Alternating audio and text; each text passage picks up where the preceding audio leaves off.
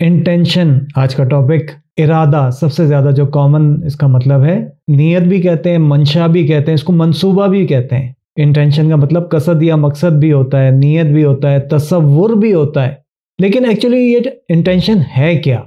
हर इंसान कुछ ना कुछ हासिल करना चाहता है ना, उसकी ख्वाहिशात होती हैं, उसकी कुछ नीड्स होती है, कुछ डिज़ायर्स होती है। हर इंसान दौलत चाहता है, हर इंसान इज्जत चाहता है, सेहत, हेल्थ, अच्छे रिलेशंस, सोसाइटी में कोई मकाम, कोई स्टेटस चाहता है। ये सब क्या है? ये हमारी ख्वाहिशात हैं और हर किसी की होती हैं। ऐसा भी होता है कि हमारी कुछ डिज़ायर्स पूरी होती है और कुछ नहीं होती। अब जो पूरी हुई वो कैसे पूरी हुई? आपने ऐसा क्या किया कि वो पूरी हो गई? आपके जहन में ये भी आएगा कि बहुत से काम हमने ऐसे किए कि मजबूत इरादे के साथ किए, मजबूत इंटेंशन के साथ किए, मगर वो नहीं हुए।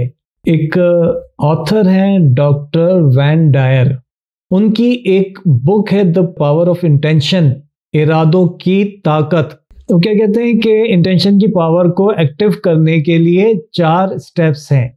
और तीसरी चीज़ क्या है? लव, यानी हम जो भी काम करते हैं उससे प्यार करना, उस काम से प्यार करना, या जो भी हम काम कर रहे हैं या करने जा रहे हैं उस काम से प्यार करना, ये इंसान को कामयाब बनाता है। और चौथी चीज़ क्या है? वो है सरेंडर।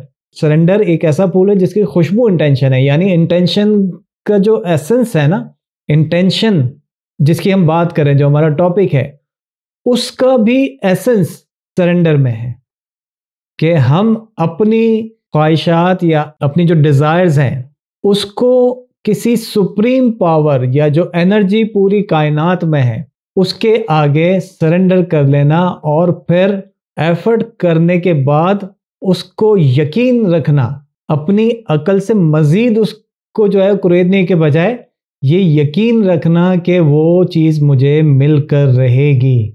तो ये अकल का सरेंडर एक्चुअली क्या है? ये इंटेंशन का एसेंस है। तो वैन डायर के मुताबिक यूनिवर्स में हमारी थॉट्स और डिज़ायर पहले से मौजूद हैं।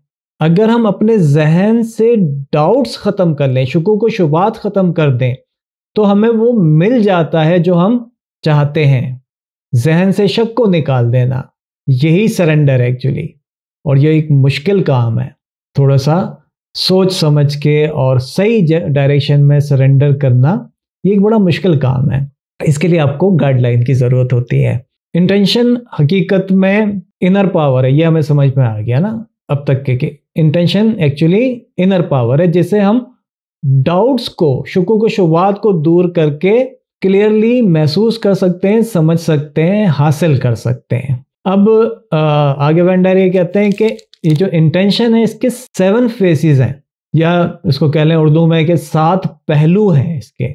वो क्या है? पहला है क्रिएटिविटी, तख्लीकियत जिसको कहते हैं। वो कहते हैं कि डॉक्टर वैन डायर के हमें क्रिएटिविटी पे गौर करना चाहिए कि किसने हमारा खाका डेवलप किया, हम किस वजह से दुनिया में मौजूद हैं, हमारी ज़रूरियात, हमारी ख्वाहिशात, नीड्स एंड डिज़ायर्स या ज़रूरियात और ख्वाहिशात के मुताबिक हमारे माहौल को किसने तरतीब दिया, हमारा मौजूद होना, और इसमें जो भी हमारी ख्वाहिशात हैं, हमारी डिज़ायर्स हैं, हमारी ज़रूरियतें हैं, उनको पूरा करने के लिए किसी ने तो सारे अरेंजमेंट किए ना। उस क्रिएटिविटी को समझना, अंडरस्टैंड करना, उस पर तवज्जो करना, ये क्या है? ये इंटेंशन के फेसेस में से एक फेस है, पहला फेस है। आप थोड़ी सी देर के लिए इसको अंडरस्टैंड करने के लिए इमेजिन करें, विजुलाइज करें, फोकस करें कि हम अपनी ख्वाहिशात के पीछे तो भाग रहे होते हैं और कुछ हमारी ज़रूरतें भी हैं। तो जिस चीज़ की हम ख्वाहिश कर रहे हैं वो पहले से मौजूद है, तो उसको पहले से किसने अरेंज करके रखा है? किसने हमारी ज़रूरत के मुताबिक एक ऐसा माहौल बना के हमें उस माहौल में रखा है कि जो हमारी ज़रूरत और ख्वाहिश को पूरा करने के लिए मौजूद है। तो वो पहले से मौजूद है, हमने तो नहीं अरेंज किया ना। तो उस क्रिएटिविटी पे ध्यान करना, फोकस करना, ये भी इंटेंशन का एक फेस है, एक पहलू है, एक सूरत है। विजुलाइज करते जाएं, समझते जाएं। देखें ना, हम असल में यही समझ होते हैं कि हम असल में वो हैं जो ये बॉडी है। तो डॉक्टर वैन डायर कहते हैं कि हम असल में वो हैं जो इस बॉडी के अंदर है, हमारी यही असल जो है वो उस वक्त भी थी। अभी तो यह ना कि हम यहाँ पर मौजूद हैं और हमारी ज़रूरत के मुताबिक, नीड्स एंड डिज़ायर्स के मुताबिक एक माहौल, एक एनवायरनमेंट मौजूद है। तो ये कहते हैं कि हम उस वक्त भी थे जब हम इस बॉडी की बजाय एक सेल में थे, एक खलीए में थे। ठीक है, वो चाहे वो पहला सेल हो और एक फॉर्मलेस एनर्जी जो सब में है।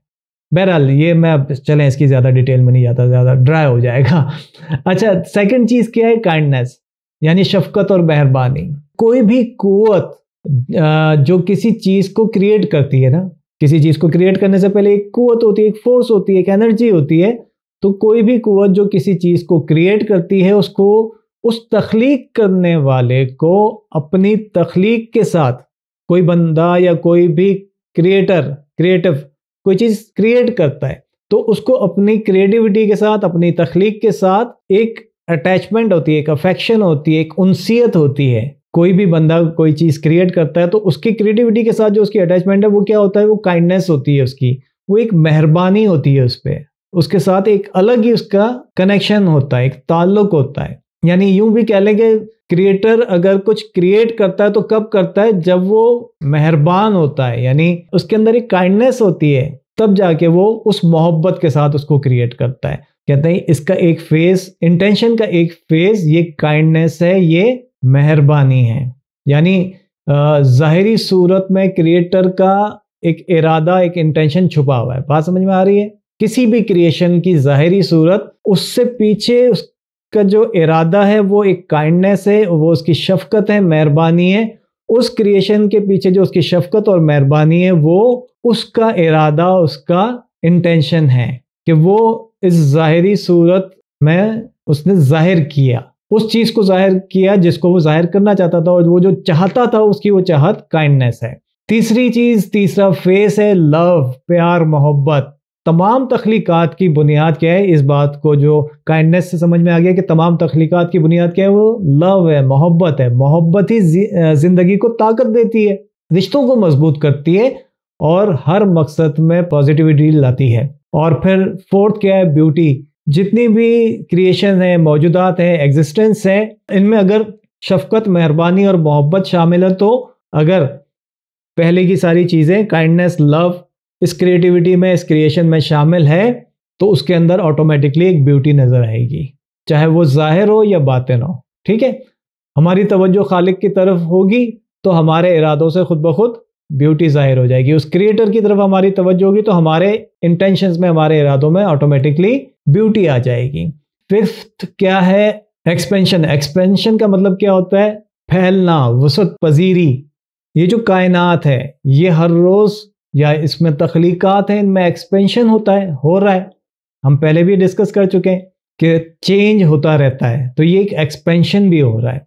हम रोज जिंदगी में मजीद जिंदगी को आगे बढ़ाने की तरफ मुसलसल सोचते भी हैं, बात भी करते हैं और अमल भी करते हैं, एक्शंस भी लेते हैं जिंदगी को आगे बढ़ाने के लिए। तो ये भी हमारी पर्सनल इंडिविजुअल लाइफ भी जो है, इसमें भी एक एक्सपेंशन है। और देखें ना, आलम अम्र और आलम खल्क की बात की थी ना, तो आलम अम्र जो है ना, उसमें एक्सपेंशन नहीं है। वो तो अल्लाह पाक ने जो चीज़ बना दी वो बना दी है, वो अब एक्सपेंड नहीं हो रही। लेकिन जो आलम खल्क है, इसमें एक्सपेंशन है, वसअत है, इसमें फैलाव है, इसमें प्रोग्रेस है। ठीक है, एवोल्यूशन है इसमें। वो अल्लामा इकबाल का शेर भी है ना कि ये कायनात अभी ना तमाम है शायद, कि आ रही है दमादम सदाए कुन फयकून। बहरहाल सिक्स्थ क्या है? अबंडेंस। अबंडेंस का क्या मतलब होता है? कसरत, लामहदूदियत या लामहदूद होना। हमारा खालिक लामहदूद है, जिसने हमें तख्लीक किया, हमारा खालिक लामहदूद है। तो हमारे इरादे, हमारे इंटेंशंस भी लामहदूद होने चाहिए। जब इरादे लामहदूद हो तो रिजल्ट्स जो है वो हमेशा कायम रहने वाले मिलते हैं, परमानेंट मिलते हैं, क्योंकि इरादे लामहदूद है।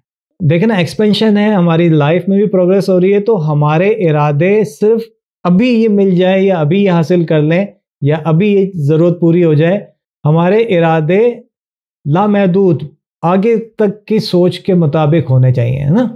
ये सारे एक्चुअली सारे क्या, ये सारे अलग अलग टॉपिक्स हैं, मगर मैं इनके पॉइंट्स की सूरत में आपके साथ शेयर कर रहा हूँ। जब इरादे लामहदूद होते हैं तो फिर उसके रिजल्ट्स क्या होते हैं?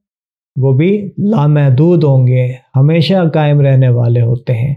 इसलिए हमारी तलब अगर उस लामहदूद ज़ात को हासिल कर लेना हो या उस लामहदूद ज़ात के साथ, उसकी मार्फत के साथ कनेक्ट हो जाना, ये हमारा इरादा हो, हमारी नीयत हो, तो उसका रिजल्ट क्या होगा, है ना? हमारे हर इरादे, फिर उसकी मर्जी हमारी मर्जी में शामिल हो जाएगी और हमारी मर्जी उसकी मर्जी में शामिल हो जाएगी, तो ऑटोमेटिकली हमारे इरादे भी लामहदूद होंगे और हमारे उन इरादों का जो रिजल्ट होगा उसकी मर्जी के मुताबिक जो हमारी मर्जी में शामिल होगी वो भी लामहदूद हो जाते हैं। फिर नीयत जो है वो जन्नत और हूरे नहीं बल्कि खालिक की ज़ात शामिल रहती है। वो खालिक व मालिक हमारी मर्जी, हमारे इरादों का पार्टनर बन जाता है। ठीक है, ये प्रैक्टिकल बात है।